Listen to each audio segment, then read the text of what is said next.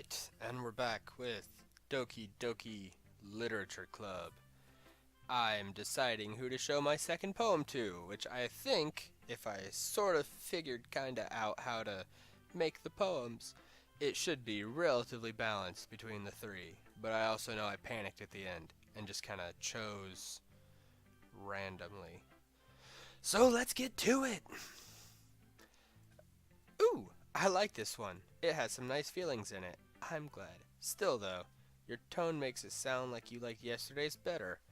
I guess you caught me. Sometimes you know me a little too well for my own good. Don't just try to be nice about it. If I'm doing a bad job, I'd rather just hear it. No, I still like the poem, I promise. It's because I wrote it. You know I wouldn't lie to you, Lex. Never. I guess so. What made yesterday's poem so great compared to this one then? I'm not very good at figuring out if poems are good or bad. But that's why I just go by my heart. If it makes me feel things, then it must be a good poem. That is sort of how it works. And again, I guess conveying feelings is a pretty important part of this whole thing. Kinda. Yeah, maybe. Honestly, I don't even know what kind of writing you like in the first place. Yeah, me neither. Why don't you at least try giving it some thought? Oh, you want to write something for me? That's so sweet. Yeah, but you're always thinking about other people. You need to think about yourself for once in a while. If you don't, you might end up getting hurt at some point. Well, I don't really know what you mean, but I'll try to keep that in mind. Whatever. Anyway, I guess I like happy poems. Wait, sometimes I like sad poems. Sometimes a little bit of both. There's a word for that, right? Sappy. Had. What's the word I'm looking for? Bittersweet.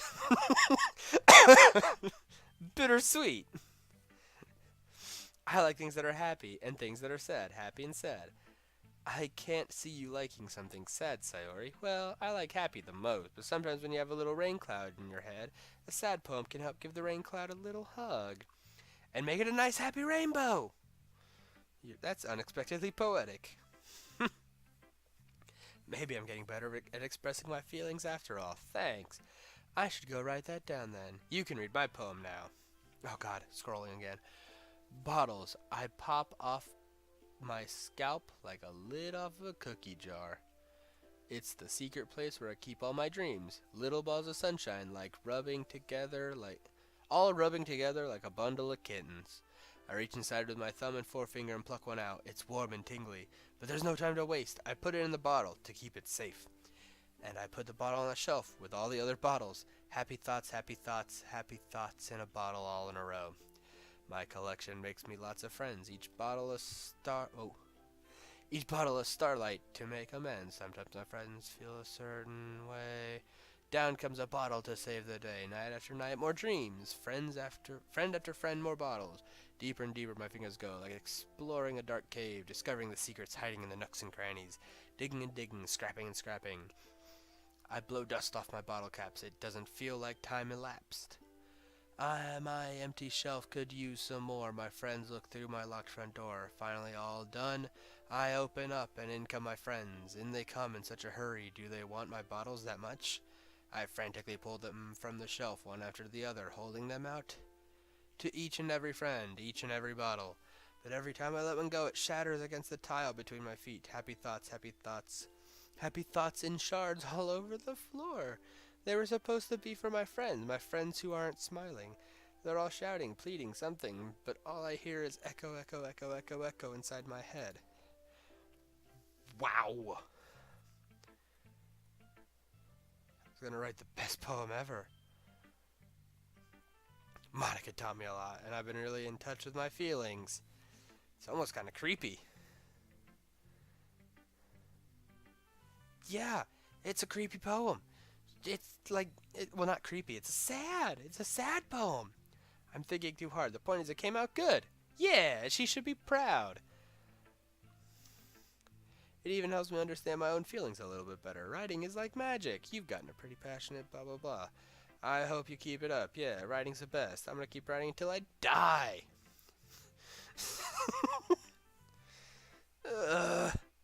Always in the habit of getting obsessed with something before dropping it. No more than a week. I wonder if this is one of those times, but seeing the passion in her eyes makes it hard for me to be pessimistic. Who should read my next poem? Small Angry! She reads my poem. She keeps glancing at me, then back at the poem. By now, she must have read it more than once. Aren't you supposed to be bad at this? She's complimenting me. She likes me. I mean, I just expected a lot less after what you showed me yesterday. I guess I just got lucky. Yeah, exactly. You just got lucky, Don't get used to it. You won't always manage to write poems this cute. I mean, well written. No, I mean, it's not that I like cute things, even though she's cute and adorable. Reading it again, I decided it's not so great after all. It's too cute and Doki Doki, because I literally chose the word Doki Doki, and she liked that. It would only impress, girls who like those kinds of things. For some reason, she's incredibly easy to see through. Because it's a game, and she's incredibly easy to see through. Anyway, you're going to read mine now, right? Judging by your taste, you'll probably like this one a lot. You'll probably learn something, too. Don't forget what a real pro is. Amy likes spiders. You know what I heard about Amy? Amy likes spiders. Icky, wriggling, hairy, ugly spiders.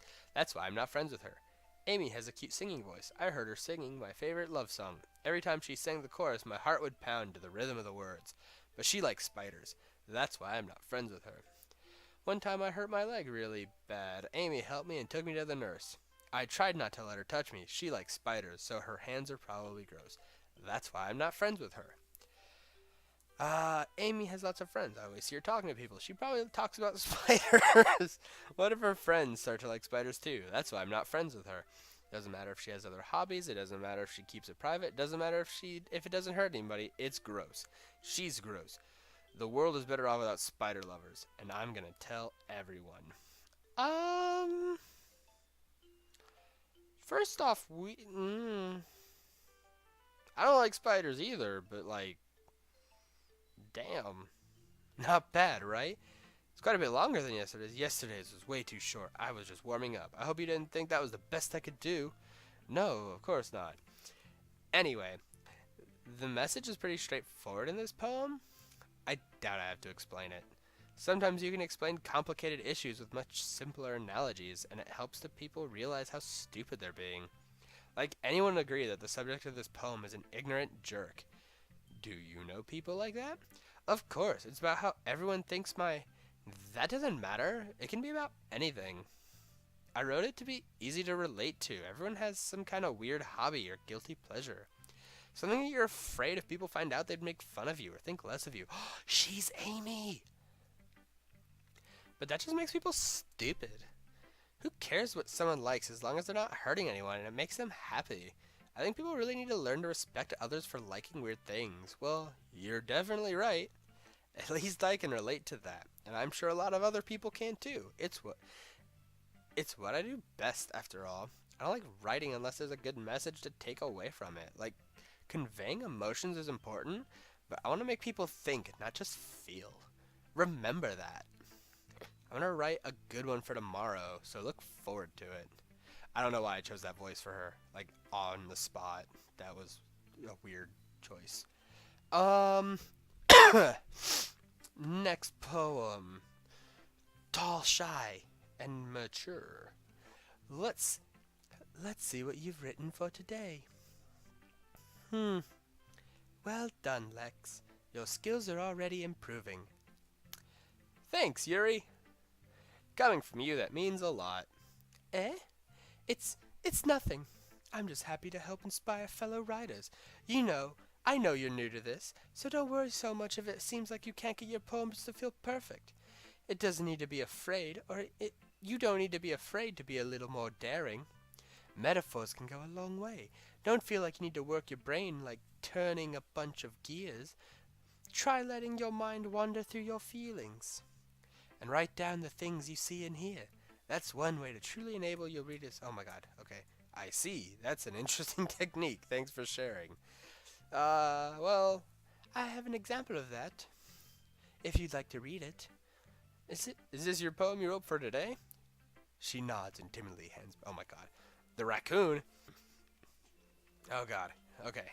Cursive again. A lot of cursive. It happened in the dead of night while I was slicing bread for a guilty snack. Bread is not a guilty snack. My attention was caught by the scuffling of a raccoon outside my window. This was, I believe, the first I noticed my strange tendencies as an unordinary human. What? I gave the raccoon a piece of bread, my subconscious well aware of the consequences, well aware that a raccoon that is fed will always come back for more. The enticing beauty of my cutting knife was the symptom. The bread, my hungry curiosity, the raccoon, an urge. The moon increments its phases and reflects that much more light off my cutting knife, the very same light that glistens in the eyes of my raccoon friend. I slice the bread, fresh and soft. The raccoon becomes excited. Or perhaps I'm merely projecting my emotions onto the newly satisfied animal. The raccoon has taken to following me. You could say that we've gotten used to each other. The raccoon becomes hungry more and more frequently, so my bread is always handy. Every time I brandish my cutting knife, the raccoon shows me its excitement. A rush of blood. Classic Pavlovian conditioning. I slice the bread, and I feed myself again. Wait, what? I'm confused. I was a little more daring with this one than yesterday's. I can see that. It's a lot more metaphorical. I don't know if it's my fault, but I can't begin to imagine what this poem is about. That's right. It's a bit closer to my preferred writing style, using the poem as a canvas to express vivid imagery and conveying emotions through them. Yeah, if I take it at face value, then I can't even figure out what it's supposed to mean. Well, I think it's something that different people can relate to in their own way. Something I'm used to, I have to keep to myself, so I sometimes enjoy writing about them. Excuse me. That's funny. Didn't Natsuki also write about something about that? About someone being ridiculed for a strange interest? Eh? She did? Yeah, she was talking about how it doesn't matter what you're into as long as you're not hurting anybody. She's right. I mean, does she really feel that way? Yeah, sounds like you two have that in common. That's interesting. To me, she seemed like the kind of person who would make fun of my hobbies, but I suppose that's my fault for judging, isn't it? Please don't tell her I said that. Don't worry, I have no reason to. I have all the reason to. Okay, well, thank you for sharing it with me. After all, if I hadn't learned to embrace my own weirdness, I would probably hate myself. No! Too precious to do that. I might be ranting a little bit now, but I'm glad you're a good listener. Monica! Alright. Hi again, Lex. I have no idea what voice to do for the other two. How's that writing going? All right, I guess. I'll take that. As long as it's not gonna be bad.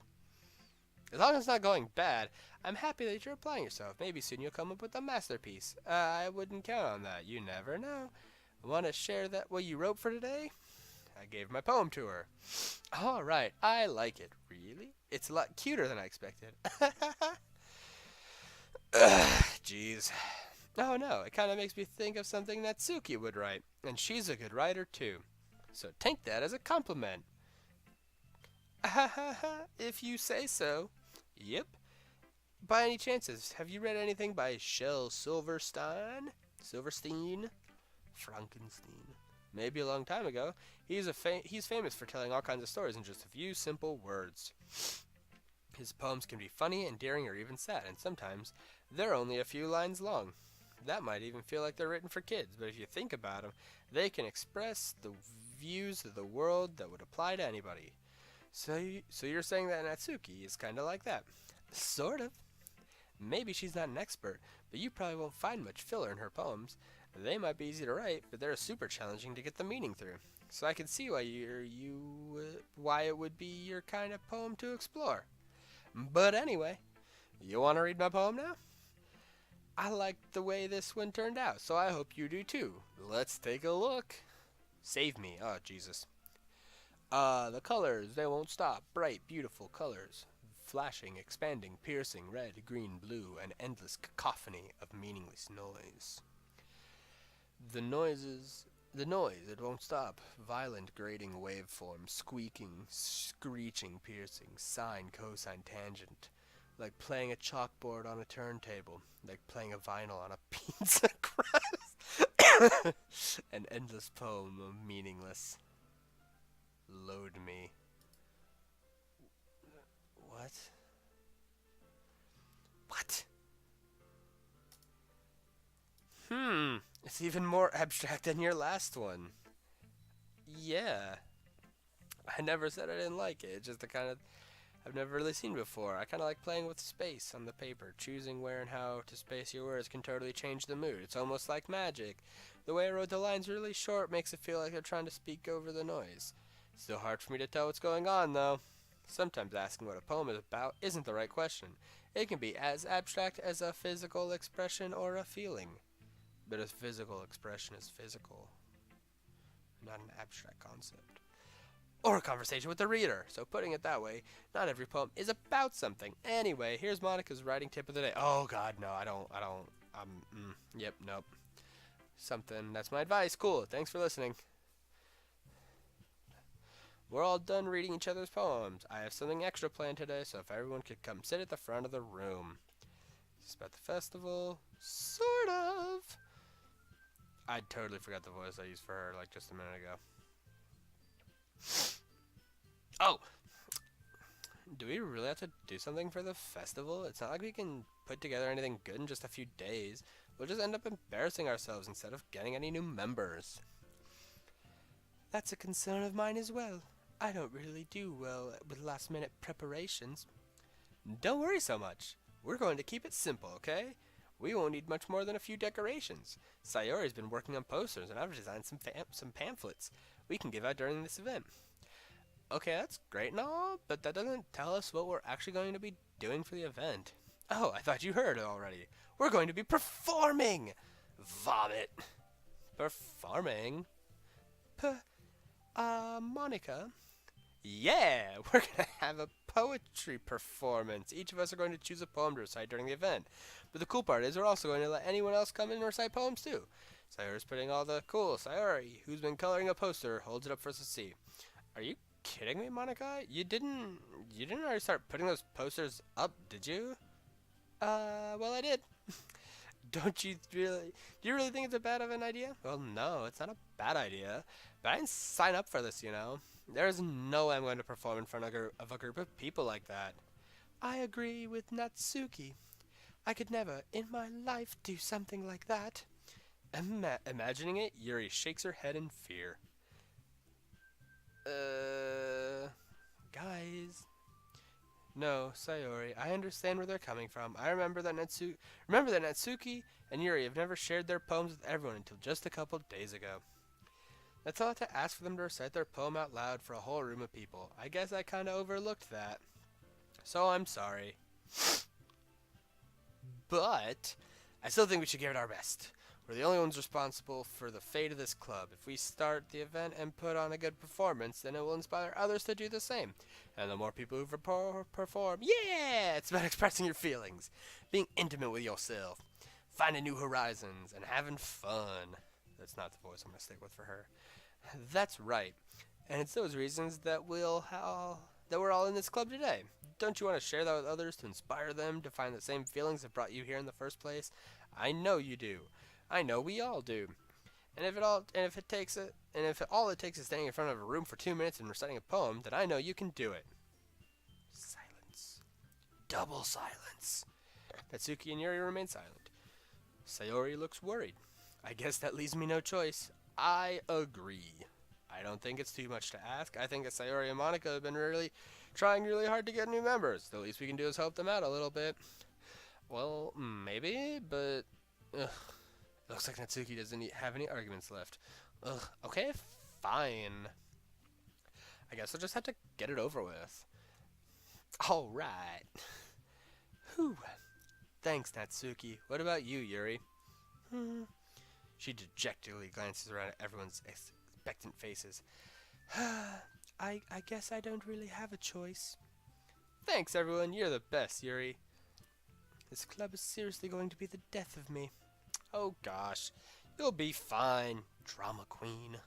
But anyway, let's move on to the main event. I want each of you to choose a poem of yours. We're going to practice reciting them in front of each other. No way. Monica. That's different. This is too sudden.